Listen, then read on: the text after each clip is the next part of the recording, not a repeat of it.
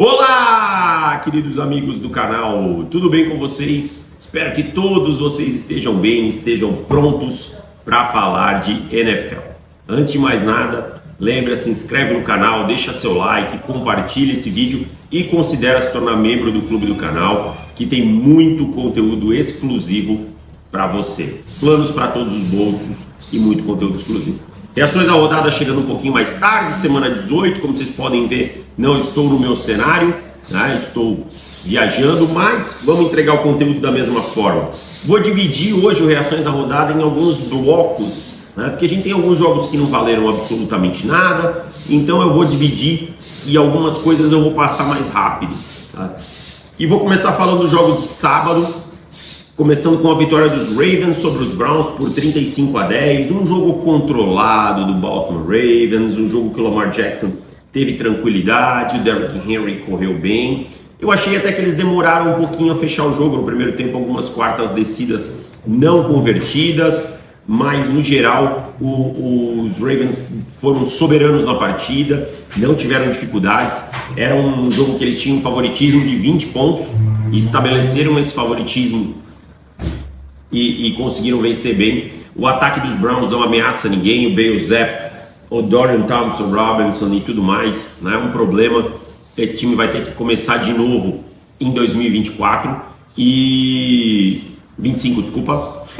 E o Ken Dorsey, o coordenador ofensivo, foi demitido, né?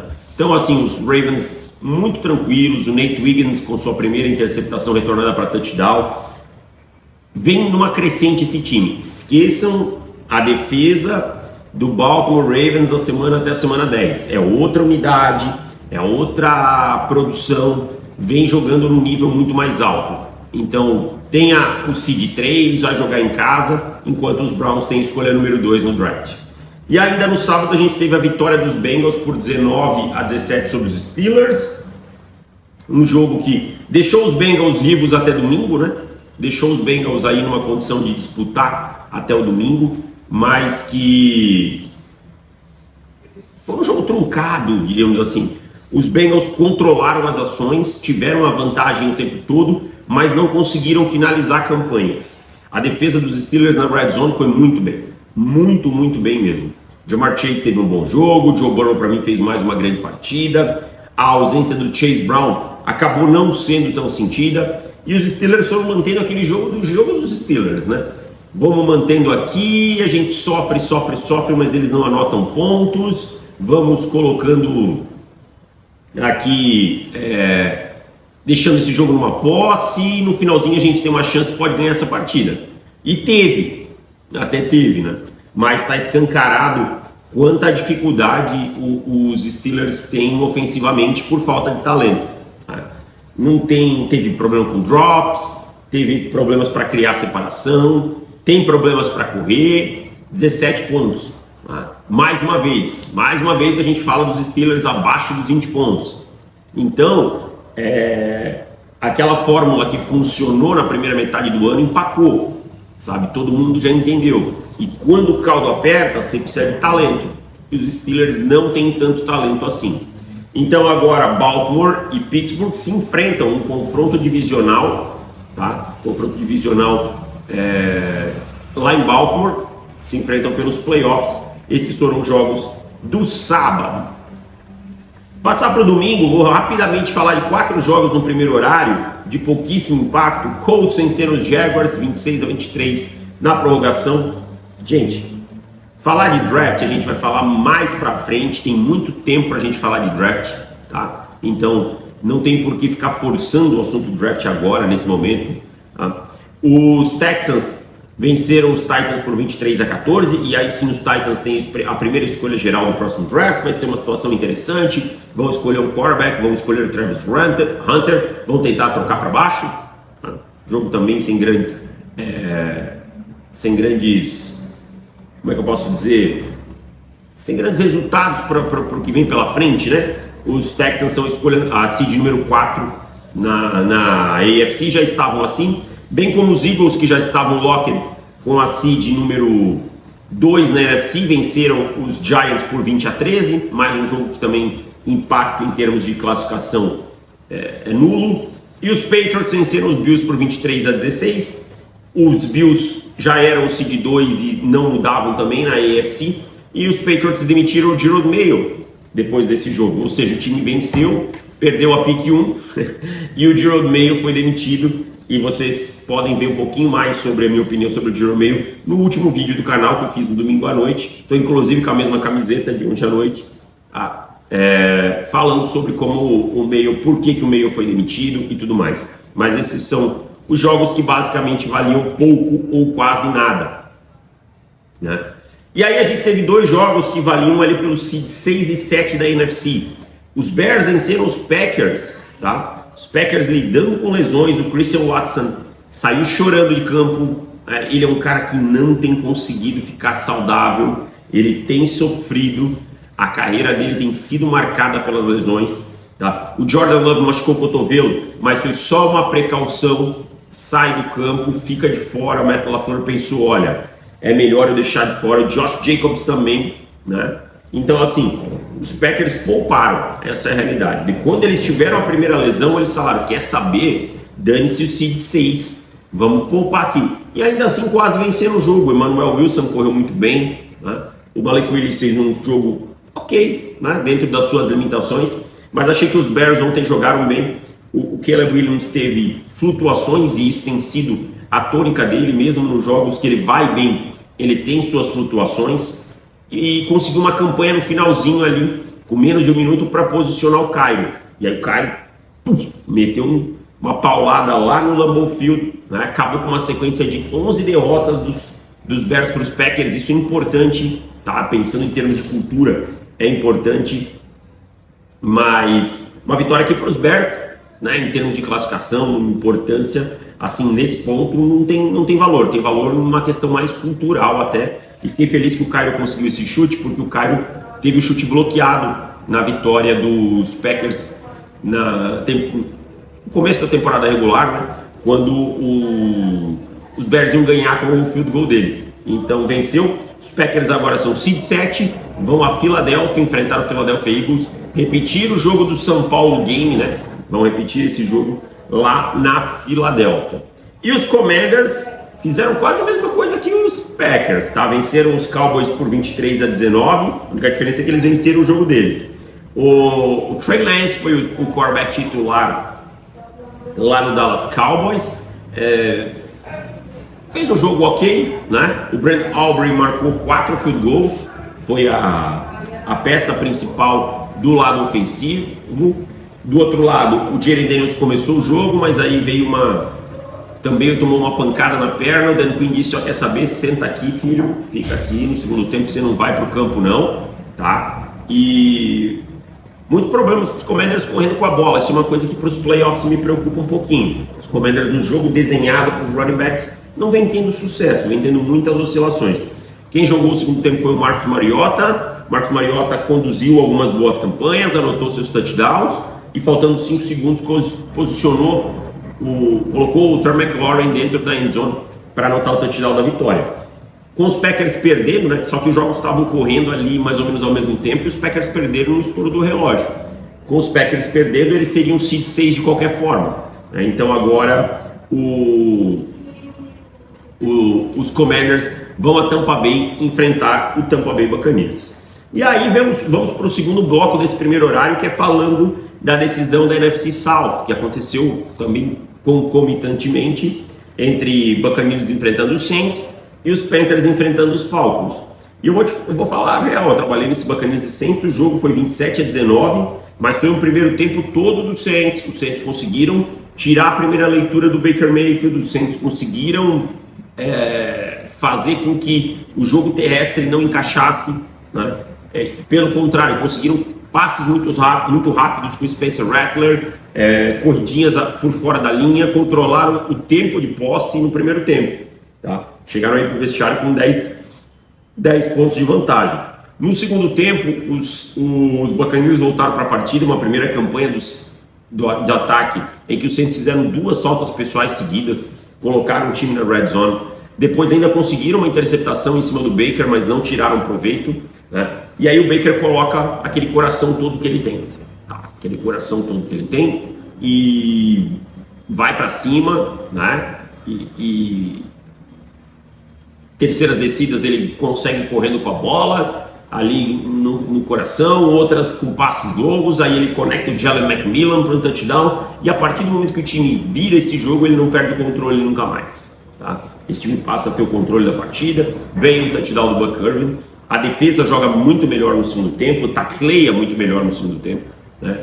Então assim, foi um jogo divertido, um jogo que eu imaginava que os Bucks venceriam com mais facilidade, os Saints jogaram com muita hombridade, mas os Bucks são um time melhor. Mike Evans chegou às 1000 jardas de novo, né? O time já tinha a vitória na mão, e lançou a última bola, né? Em vez de ajoelhar para o Mike Evans. Eu critiquei e criticaria de novo, e de novo, e de novo, e de novo. Para mim, sempre quando você tem a vitória, você ajoelha e acabou, tá? E eu sei que eu vi lá na postagem lá da NFL Brasil que teve gente me criticando. Azar de vocês, eu não sou engenheiro de obra pronta, eu sou pago para opinar, eu opino antes, tá? Eu opino antes, não depois que as coisas acontecem, beleza? Só vou lembrar isso no dia que eu tiver medo de opinar, eu mudo de profissão.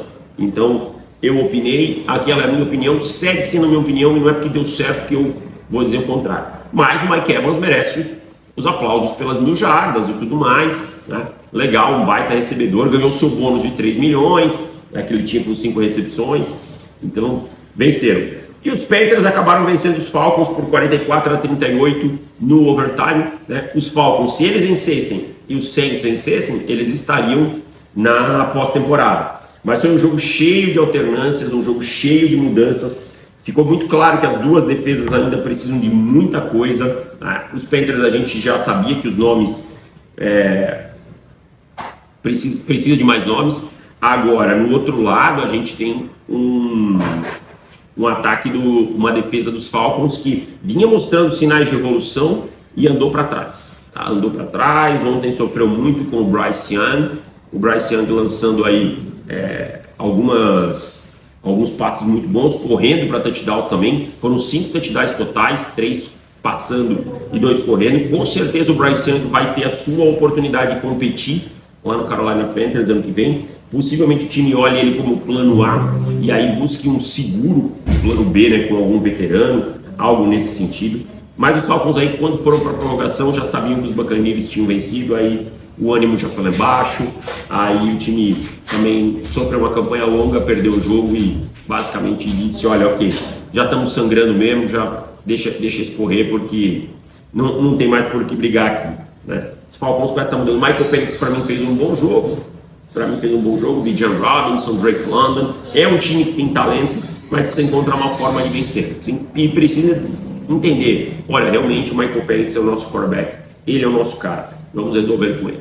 Então, o Buccaneers são o seed 3, como eu já falei, vão receber os Commanders, e os Falcons estão eliminados. Passando para o segundo horário, Cardinals 47, 49ers 24, jogo que valeu absolutamente nada. Seattle bateu os Rams por 30-25, o Jimmy Smith ganhou alguns bônus, lançou para 4 touchdowns. A verdade é que os Rams pouparam basicamente todo mundo que importa, tá? Foram com DeMarcus Robinson, Jimmy Garoppolo como quarterback, outros, Jordan Whittington e vários outros recebedores na defesa também, e ainda assim deram o jogo, tá? Esse jogo foi ser virado faltando 3 minutos. 3 minutos aí quando o Geno Smith conseguiu o touchdown. Eu não concordo muito com essa atitude do Sean McVay, mas eu entendo que você não querer correr riscos. Eu não sei como é que está a questão física dos jogadores dos Rams, né? Mas é um time que lidou com bastante dificuldade nesse ponto, mas basicamente agora vai ter o seed 4, vai enfrentar um adversário muito mais duro que Minnesota, tá? Eu acho que ser o seed 3 aqui seria uma vantagem, mas aí é aquela coisa, você prefere estar no seed 4 saudável que no seed 3 com algum risco. Então eu também consigo entender o lado do treinador nesse ponto. Os Rams classificados, os Seahawks já tinham dado adeus à temporada. Segundo horário ainda, jogos aí que impactavam para a AFC.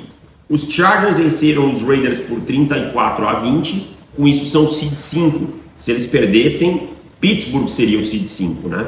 Então os Chargers fogem de Baltimore, vão pegar o Houston Texans, um jogo que no primeiro tempo até foi equilibrado. Os Raiders até deram um certo trabalhinho no primeiro tempo, mas depois o Justin Herbert tomou conta do jogo, o Quentin Johnston teve quase 200 jardas, o Ladd McConkey jogou bem, né? Então assim, existe uma diferença de times aí, né?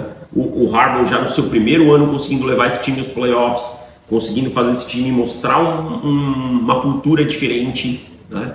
Claro, ainda acho que precisa de mais peças para o futuro no ataque, mas é coisa impactante. Agora, quanto aos Raiders, fica a questão futuro do Antonio Pierce, seguirá, não seguirá, quem vai ser o quarterback desse time, como vai ser a off-season, porque é um time meio alquebrado, digamos assim. E valendo o seed 7, os Dolphins precisavam vencer e torcer contra os Broncos, tá? Perderam para os Jets, um jogo que até o quarto período foi bem ruim, mas bem ruim mesmo, tá? O Rodgers dominou esse jogo no segundo tempo, lançou 4 touchdowns, lançou seu touchdown 500, pode ter sido seu último touchdown nos Jets, talvez até da carreira, foi o 501, né? Os Dolphins tiveram que ir com o Tyler Huntley, porque novamente Tua está machucado, teve um fumble, 2 interceptações, é um jogo que esquentou no fim, porque o primeiro tempo foi tenebroso, tá? E aí no final os times resolveram alternar pontos, mas os Jets tomaram controle. O Tyreek Hill depois do jogo falou que, olha, eu tô fora, eu não quero mais ficar em Miami, eu quero ir para um lugar onde eu possa competir de verdade, eu preciso pensar na minha carreira. Então preparem-se para uma novela, porque não é um corte, tecnicamente falando, em termos de grana, que dá para fazer. Tá, claro, existem manobras, pode ser que se faça alguma manobra. Mesmo uma troca, não é uma troca muito fácil. Qual é o valor do Tyreek Hill nesse momento? Que ele não teve uma super temporada, uma segunda rodada, é uma final de primeira. Quem vai querer pagar, sabe? Acho que primeiro é bem difícil, para falar a verdade.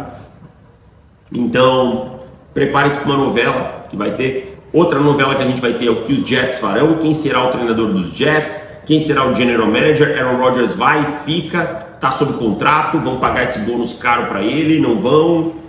É isso. Sabe, 2 times que vão terminar com uma novela.